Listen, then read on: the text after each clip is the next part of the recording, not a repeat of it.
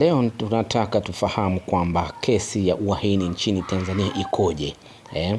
Kwa mujibu wa sheria adhabu, yani Penal Code ya sura ya namba 16, uhaini ni kosa kubwa sana dhidi ya dola. Kwa ufupi, uhaini unahusisha vitendo kama kujaribu kumuua au kumuondoa madarakani rais, kusaidia nchi au jeshi adui dhidi ya Tanzania, kuchochea au kuhusika na mapinduzi ya serikali kwa nguvu, kushiriki au kupanga vita dhidi ya Jamhuri ya Muungano wa Tanzania. Adhabu yake ni kali mno, inaweza ikawa kifo au kifungo cha maisha kulingana na mazingira ya kesi. Ndio maana kesi za uhaini ni chache sana, hushughulikiwa na Mahakama Kuu, mara nyingi huendeshwa kwa tahadhari kubwa ya usalama wa taifa. Je, unafahamu wakina nani walishawahi kuhusishwa na kesi za aina hiyo? Baadhi ya watu walituhumiwa, wengine walishtakiwa na wengine hawakuhukumiwa. Majina yao yamekuwa yakitajwa kihistoria au kisiasa, si lazima kisheria hadi mwisho. Kabla ya kuwataja watu ambao waliohusishwa na kesi za uhaini, leo kwanza tuanze na maana halisi ya nini maana ya uhaini na mifano yake katika nchi yetu ya Tanzania. Maana halisi ya uhaini. Uhaini ni kosa kubwa la jinai linalohusu vitendo vinavyolenga kuipindua au kudhoofisha au kuhatarisha usalama na mamlaka ya nchi au serikali halali.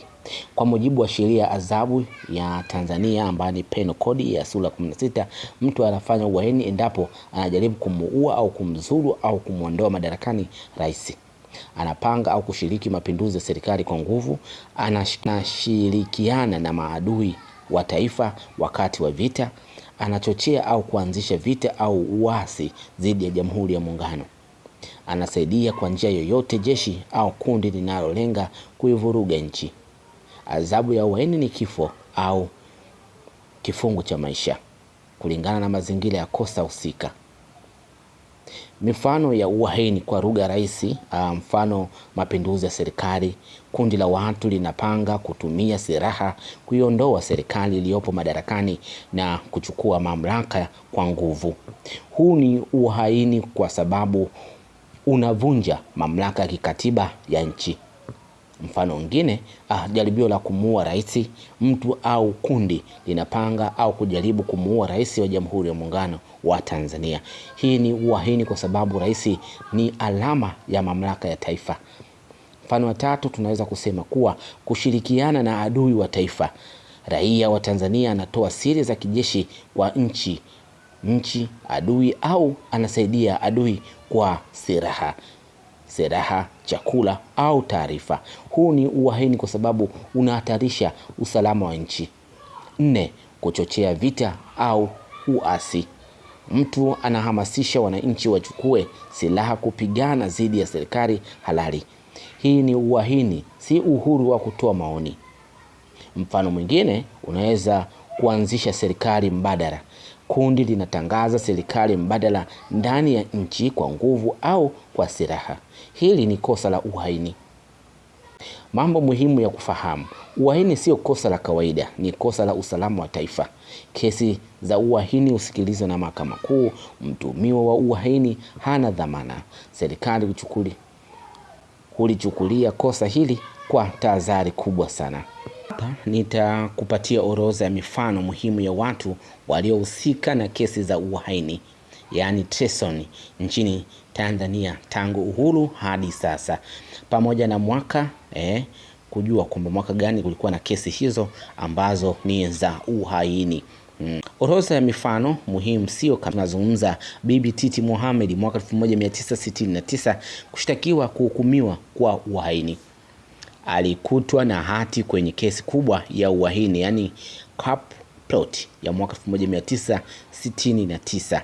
Alihukumiwa kifungo cha maisha, baadaye akapata msamaha.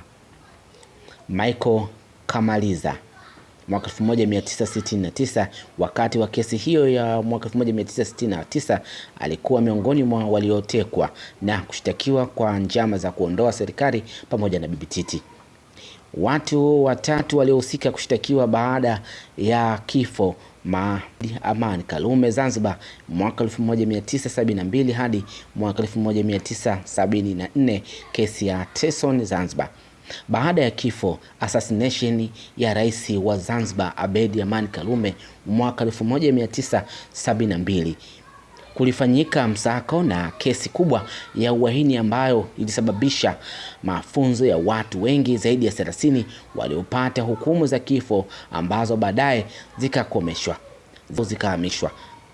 Mtafiti wa ripoti za haki za binadamu zimeandika sana kuhusu kesi hii na ana unyanyasaji uliofuata. Mtu maarufu aliyetajwa kama mastermind katika ripoti ya Abdulrahman Mohamed Babu aliyethibitisha kuwa kiongozi wa siasa za kwanza wa Zanzibar na aliyetajwa katika uchunguzi, ingawa suala la hatima ya kila mtu ni tofauti. Viongozi na wanachama wa CUF Zanzibar 1997 hadi mwaka 1999 kushitakiwa kwa njama za uhaini conspiracy. Kati ya waliokabiliwa na mashtaka yalikuwa Juma Duni Haji na Hamad Rashid Mohamed miongoni mwa wengine. Amnesty International ilitoa ripoti ikisema mshtakiwa yalikuwa mashtaka. Kesi nyingine ni Tundu Lissu, kiongozi wa upinzani Chadema 2025, kushitakiwa kwa uhaini kwa mara ya hivi karibuni. Lissu alishtakiwa kwa mashtaka ya uhaini Aprili 2025. Mashtaka yalihusiana na maeneo kuhusu kuandaa mageuzi, miito ya umma, kesi iliyosababisha kuibuka kwa mijadala ya haki za kiraia na hatari ya adhabu ya kifo. Kesi za pamoja Mr. Post Election 2025 Oktoba hadi Novemba 2025.